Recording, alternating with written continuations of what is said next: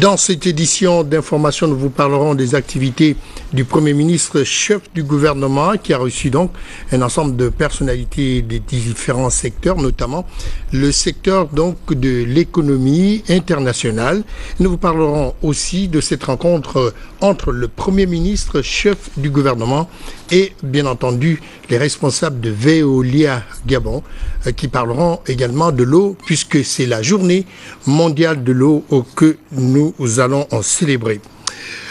Madame, Messieurs, bonsoir. Vous n'avez pas mal fait de choisir le canal de Gabon Télévision pour vous informer. Vous le savez, le chef de l'État, Ali Bongo Ondimba, se trouve toujours à Londres, où il devrait d'ailleurs passer à la tribune justement pour prononcer un discours circonstanciel. Et le chef de l'État prend part donc aux discussions sur le climat et la sécurité dans le monde au XXIe siècle. De là où il est, le chef de l'État, le président de la République, donc, a adressé un message de soutien à son Excellence, Monsieur le Président de la République française, Nicolas Sarkozy, à la suite des attentats qui ont endeuillé ce pays avec la mort de 3 soldats le 11 mars et de 4 personnes, dont 3 enfants, le 19 mars, devant une école juive dans la région de Toulouse. Le chef de l'État gabonais a dénoncé avec la plus grande et la plus extrême vigueur ces crimes odieux qui sont en contradiction avec les valeurs de tolérance et de fraternité chères à la République française. Il a également déploré que des victimes innocentes en soient les cibles. Le président Ali Bongo Ondimba a enfin présenté ses plus sincères condoléances aux familles et au peuple français tout entier, à qui il a exprimé toute la solidarité du peuple gabonais dans ces moments particulièrement douloureux. Justement, s'agissant de cet assassinat, les dépouilles des Juifs qui ont été assassinés justement sont arrivés en Israël, où ils seront inhumés, et le tueur présumé est reclus depuis 16 heures, entouré par un important dispositif policier. Il devrait se rendre, si tout est bien, si tout est correct, il devrait se rendre donc en fin de soirée. Revenons à présent au Gabon avec les activités du Premier ministre, chef du gouvernement, Raymond Dongsima, qui poursuit ses rencontres de prise de contact avec les différents acteurs du monde de la politique et économique. Hier, il a reçu le représentant de la Banque mondiale au Gabon, compte rendu Claudette Eoré-Michon, Alain-Serge Eyene et, bien entendu, presque la primature. Directeur des opérations de la Banque mondiale pour l'Afrique centrale avec résidence au Cameroun, Gregor Binker, est venu féliciter le nouveau Premier ministre Raymond Dongsima. Occasion pour les deux personnalités de passer en revue des questions de développement et de croissance économique, fondement de la coopération entre le Gabon et la grande institution financière internationale. Une visite de courtoisie, mais aussi une visite de travail pour discuter toute la collaboration entre la Banque mondiale et le gouvernement du Gabon. On va présenter une nouvelle stratégie aussi au conseil d'administration à Washington en mois d'avril, exactement pour appuyer à travers le crédit de la Banque mondiale toute cette ambition, tout ce plan du Gabon émergent. On a aussi informé le Premier ministre que le conseil d'administration va approuver dans 10 jours le projet de câble fibre optique qui s'est préparé dans les derniers mois. C'est un projet très important. On a aussi discuté sur les autres secteurs qu'on planifie, qu'on prétend intervenir, comme le secteur d'électricité, mais aussi la promotion du secteur privé. Il y a aussi un accord de service où le Gabon paye la Banque mondiale pour des services de connaissances, des expertises dans plusieurs secteurs. Et c'était un échange très utile et aussi le Premier ministre nous a fait partie un peu de sa planification, les attentes du gouvernement envers la Banque mondiale.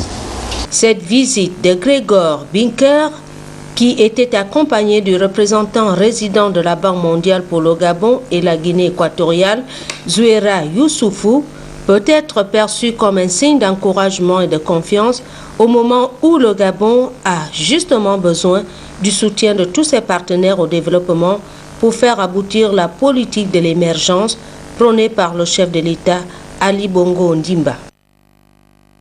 Également, les questions de l'eau et de l'électricité ont été largement évoquées à la primature.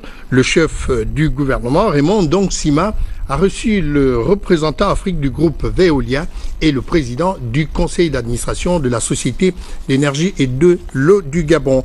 On va voir les précisions avec Charles Oganda Maranga, Olivier Antonio et Patrick Demabio.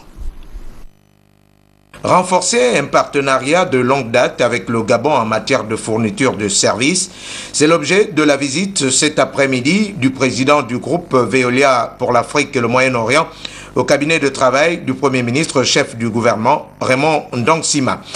Patrice Fonla Doza a été introduit au cabinet de travail du Premier ministre par le PCA de la Société d'énergie et d'eau du Gabon, François Ombanda.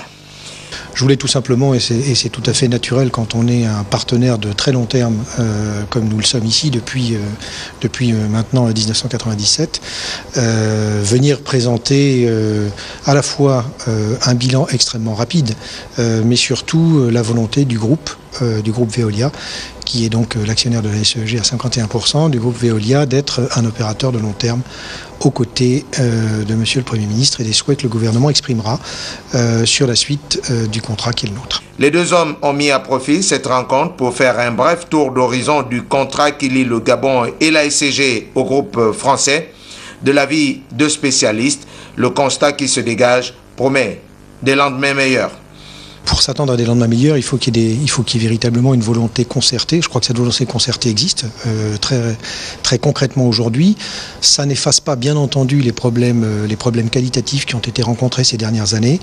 La SEG, je crois que tout le personnel de la SEG se consacre vraiment à sa tâche d'essayer de répondre aux besoins des Gabonaises et des Gabonais. Nous avons et nous entrons aujourd'hui dans des discussions avec les autorités pour essayer de voir comment amplifier encore l'effort de la SEG et je suis très confiant sur la suite de ces discussions. Cette rencontre est la première du genre entre les responsables de Veolia Afrique et la SEG depuis la nomination du Premier ministre Raymond Ndong Sima.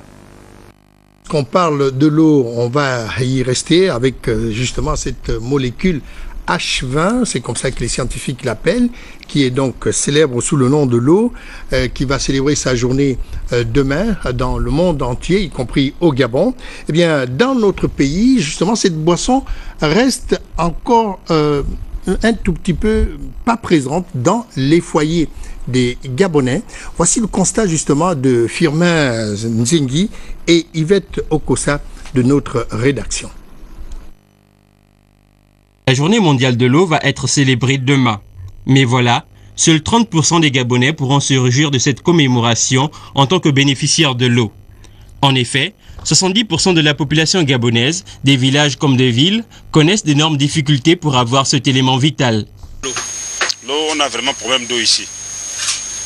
Il y a des moments, on fait 2 semaines, 3 semaines, on n'a pas d'eau. Après ça vient 2 jours, 3 jours, ça se coupe. Ici à Libandin, en particulier Kiliba, on a le problème d'eau. Donc on peut faire même 1 mois, 3 semaines et demie, on n'a pas d'eau. On part des kilomètres et des kilomètres pour trouver l'eau. Pour laver le linge, pour les toilettes et tout le reste, donc c'est pénible.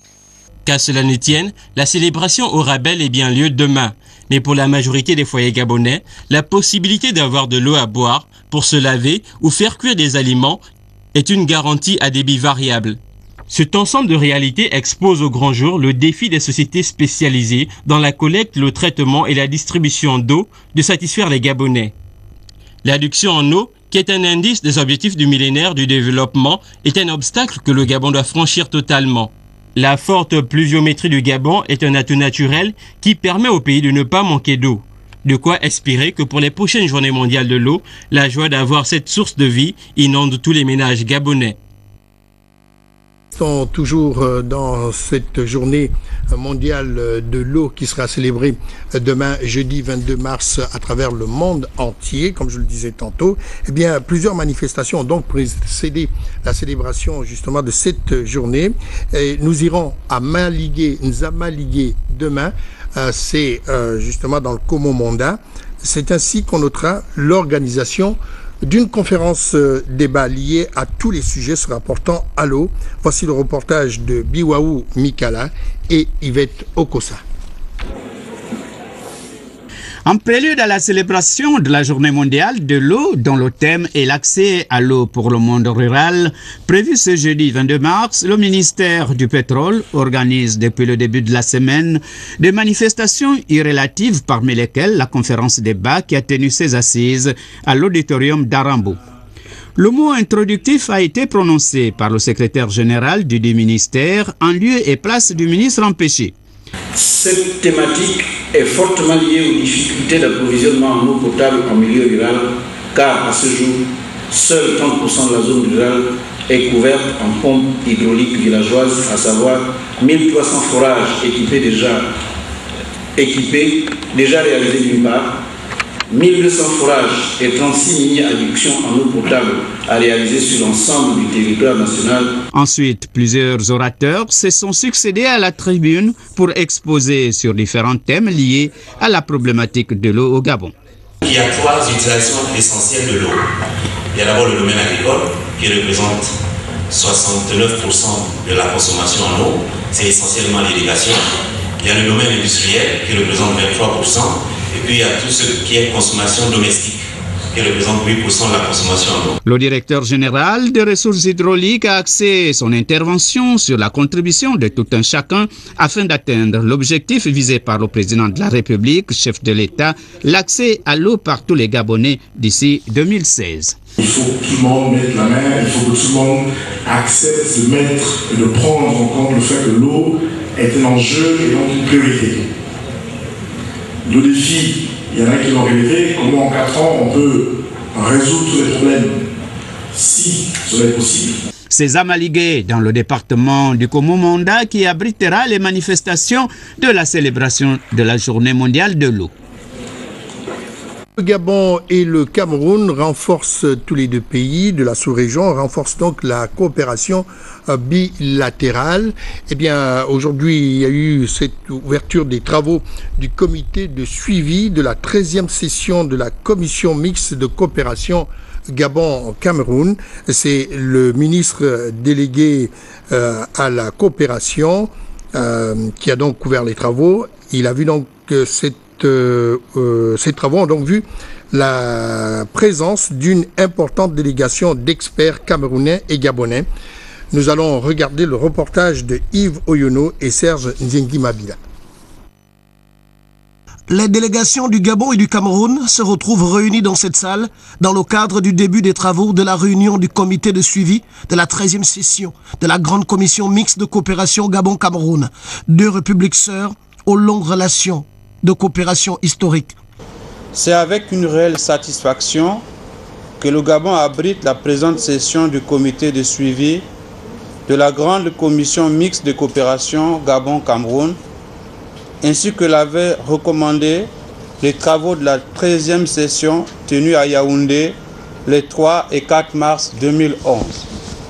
J'ai donc plaisir, au nom de son Excellence Monsieur Emmanuel Issozengonde Empêché, d'accueillir la délégation camerounaise ici à Libreville dans le cadre de ces assises et à qui je souhaite cordialement et fraternellement la bienvenue en terre gabonaise.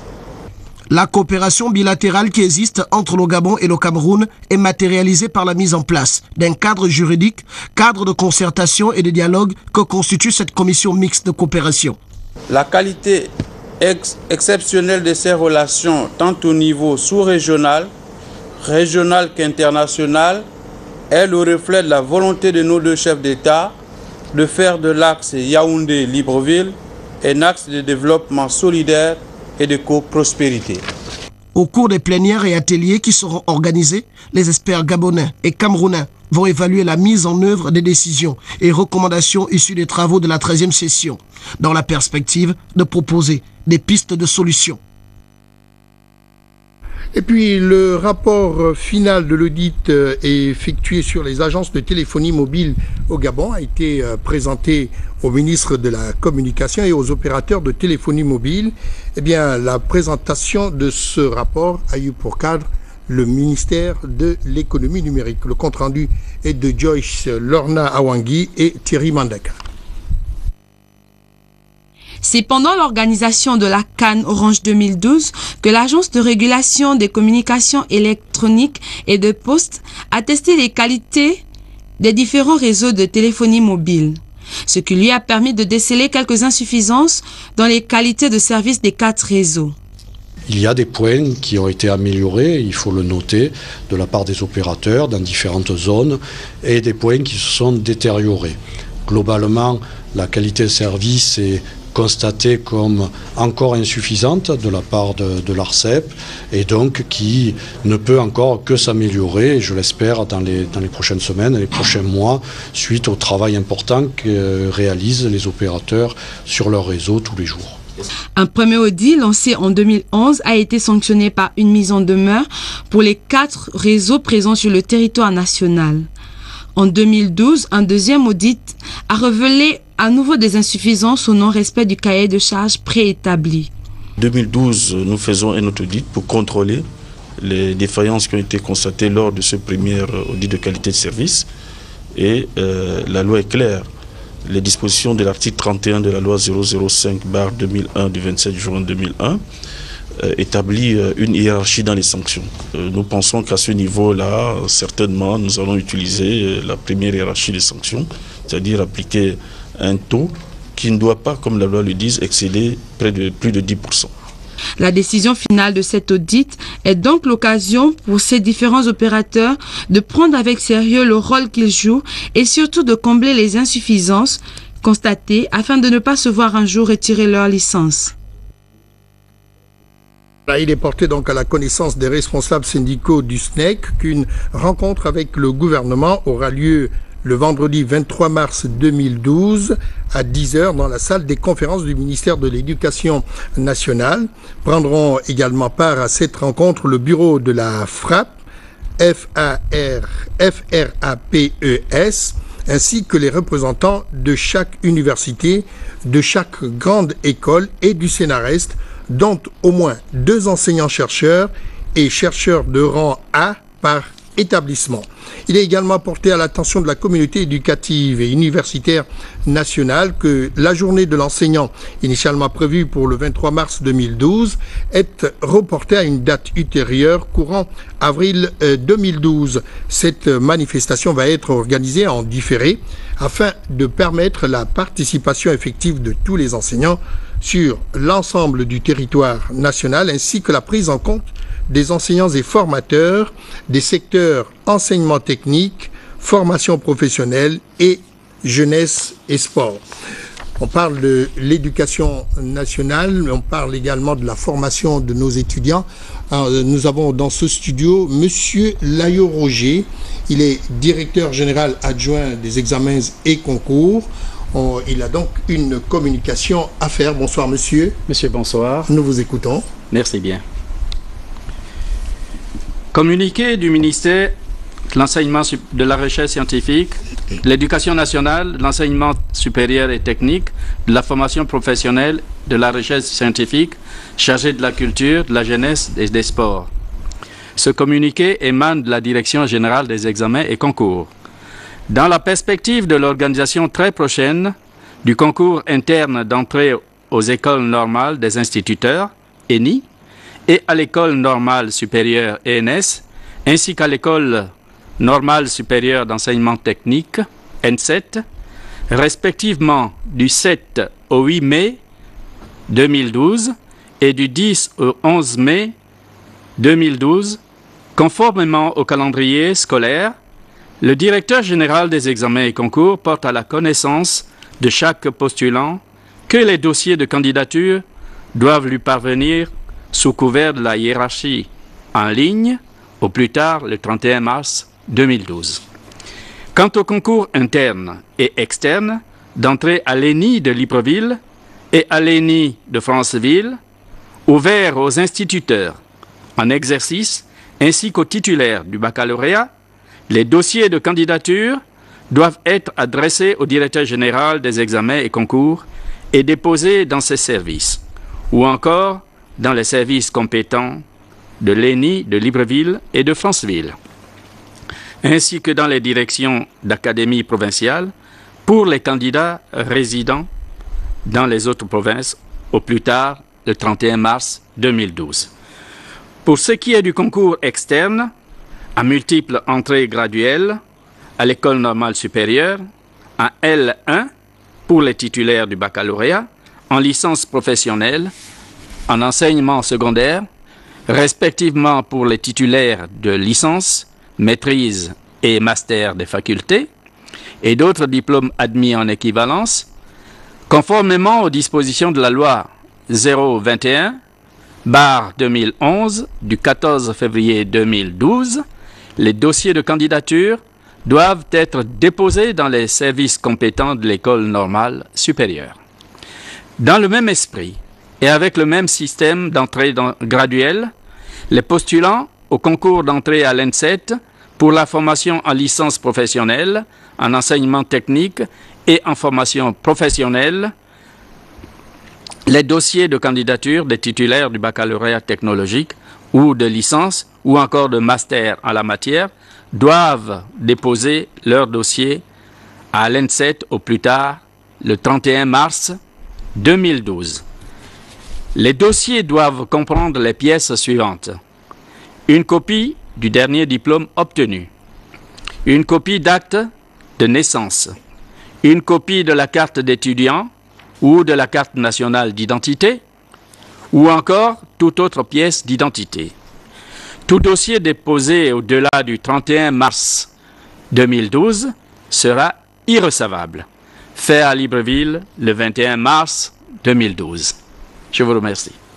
C'est nous qui vous remercions d'être passé sur ce studio pour nous parler justement, nous faire cette communication. Je rappelle que vous êtes monsieur Layo Roger et vous êtes directeur général adjoint des examens et concours. C'est juste avec nous pour voir également la visite du ministre de la Famille, Honorine Bitege, a entamé donc une visite dans les structures qui relèvent de son autorité.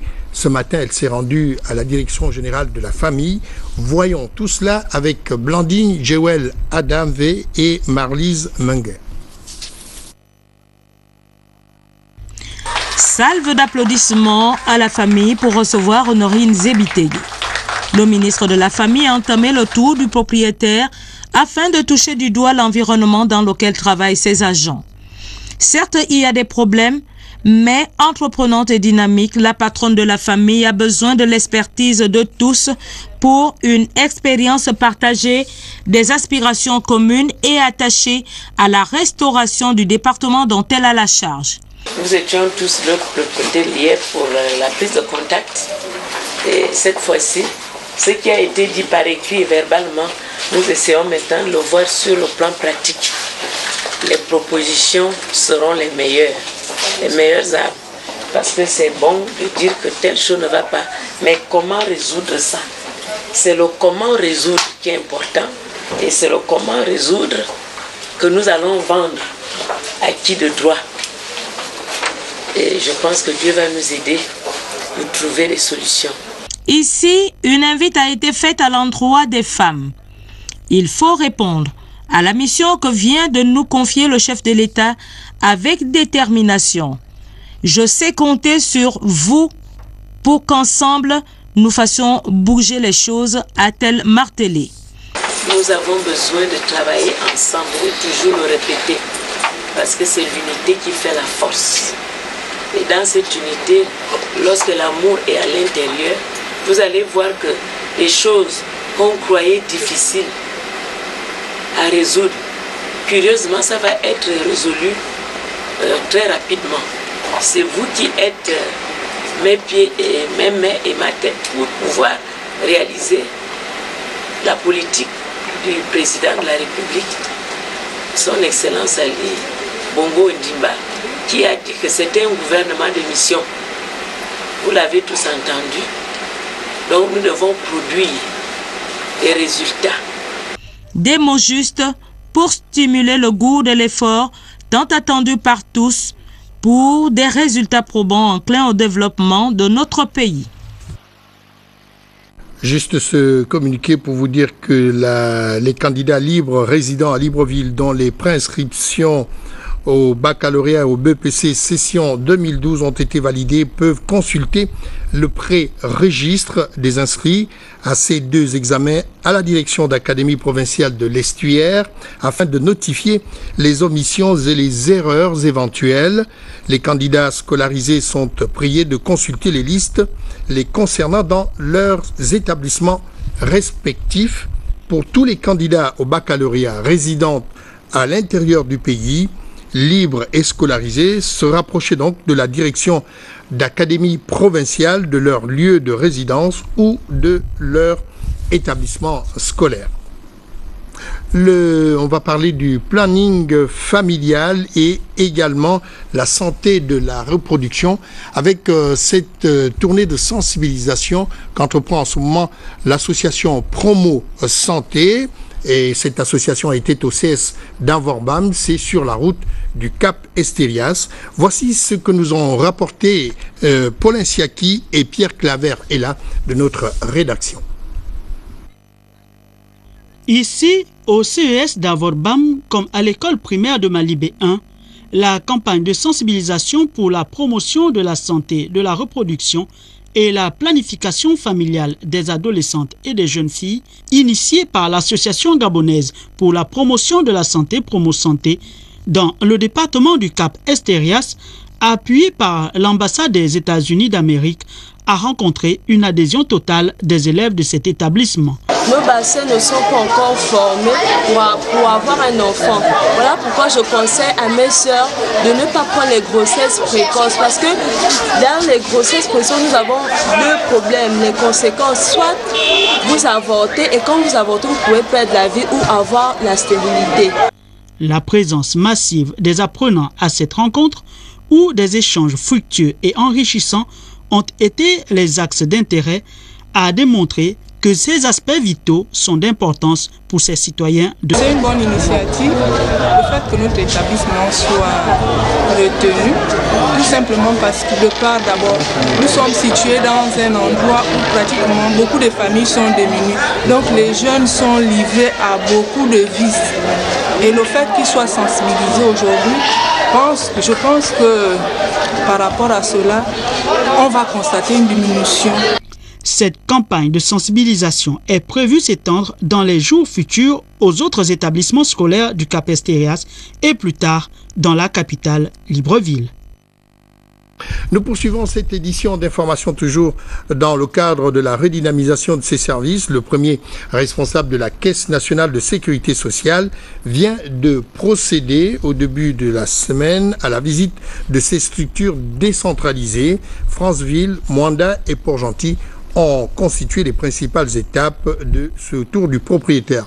Le reportage est de Romuald Kumba sur des images de Jean de Dieu Mamboundou. Marqué par la recherche de la bonne gouvernance et l'obligation des résultats pour coller à la vision de développement de la plus haute autorité de la République, mais aussi stimulé par l'obtention il y a à peu près d'un an de l'outil de certification ISO 2009, la CNSS, instrument de solidarité nationale sur l'autoroute de la modernisation, ne cesse de rivaliser d'imagination et d'ingéniosité pour hisser l'institution au rang des standards internationaux.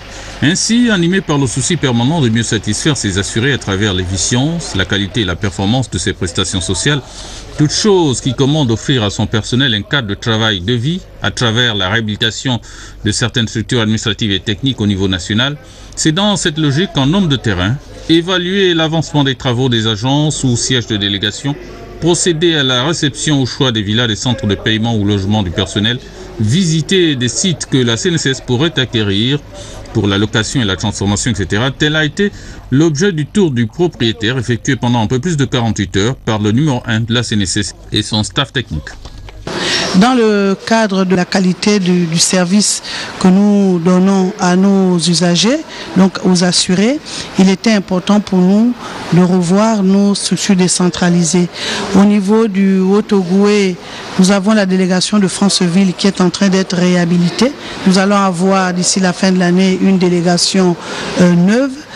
Et au niveau de Mwanda, nous avons envisager ouvrir une agence de paiement parce qu'aujourd'hui, dans le Haut-Ogooué, nous payons près de 2000 retraités et sur ces 2000 retraités, nous avons près de 800 qui reviennent de Mwanda. Et nous drainerons aussi tout ce qui est les retraités de Bakumba, une partie de l'Astouville, de Mounana. Port-Gentil, c'est simplement la réhabilitation, premièrement, de la délégation existante, en sachant que plus tard, nous avons un projet de construction d'une nouvelle délégation dite de ce nom. Une politique qui va également participer au renforcement des capacités opérationnelles et répondre aux exigences de proximité et de sécurisation de l'environnement CNSS.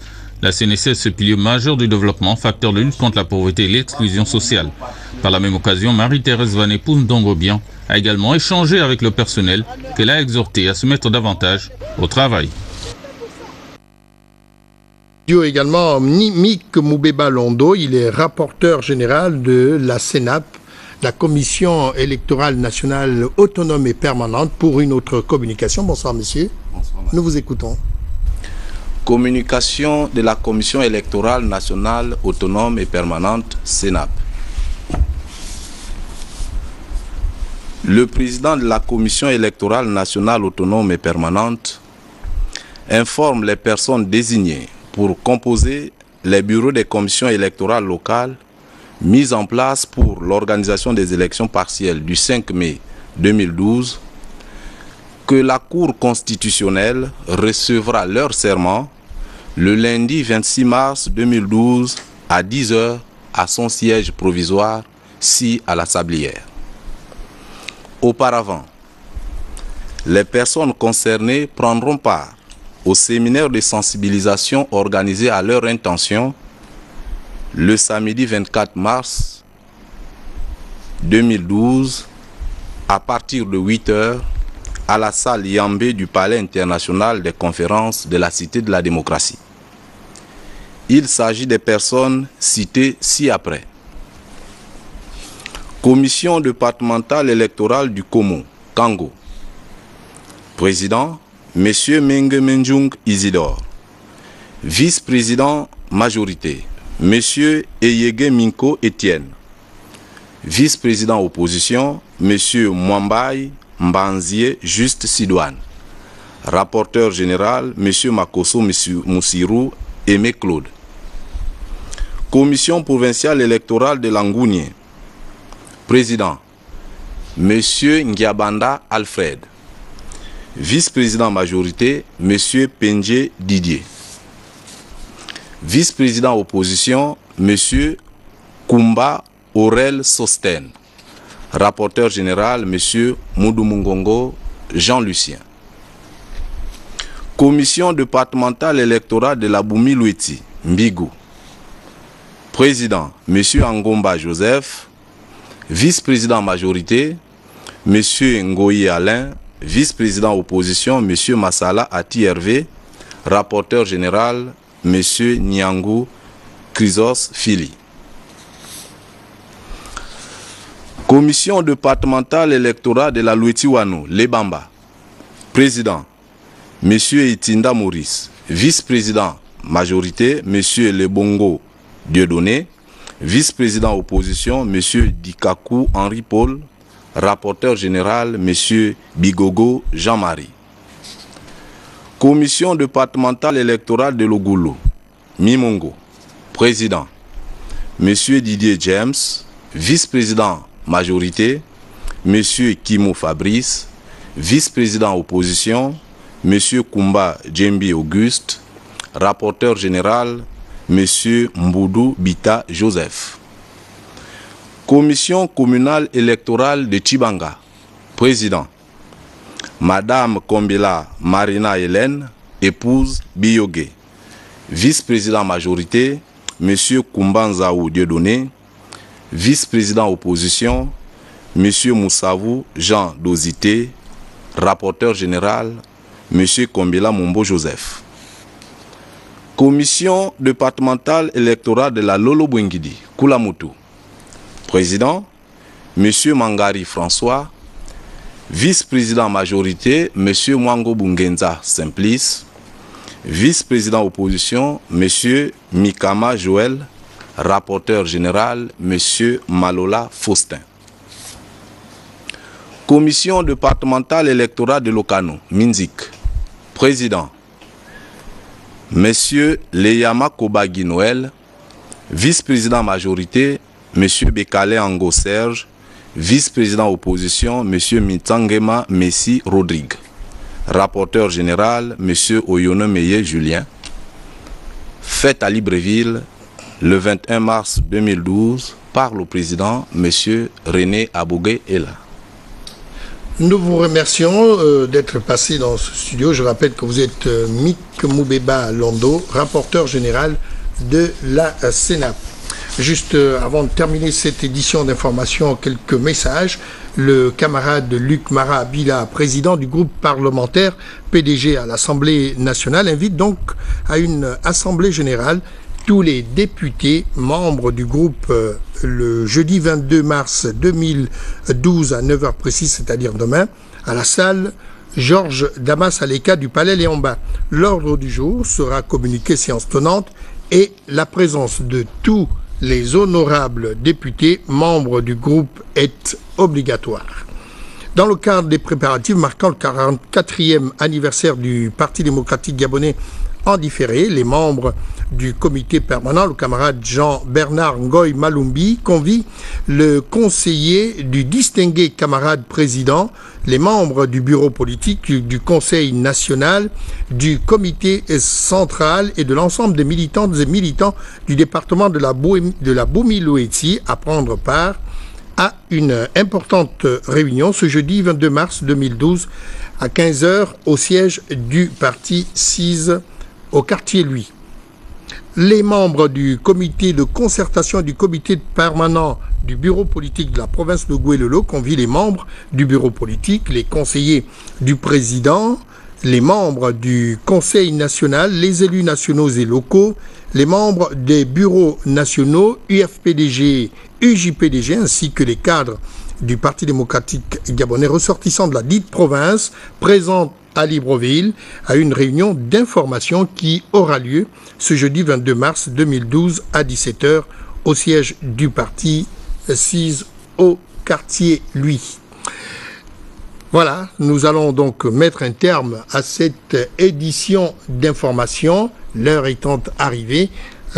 Tous les reportages qui ne sont pas passés en dernier moment donc seront reconduits demain, notamment ces 44 ans d'existence du Parti démocratique gabonais qui sont célébrés en différé à Mouila. Il y a également donc une intense activité du CLR qui prépare le 3e congrès ordinaire de cette formation politique.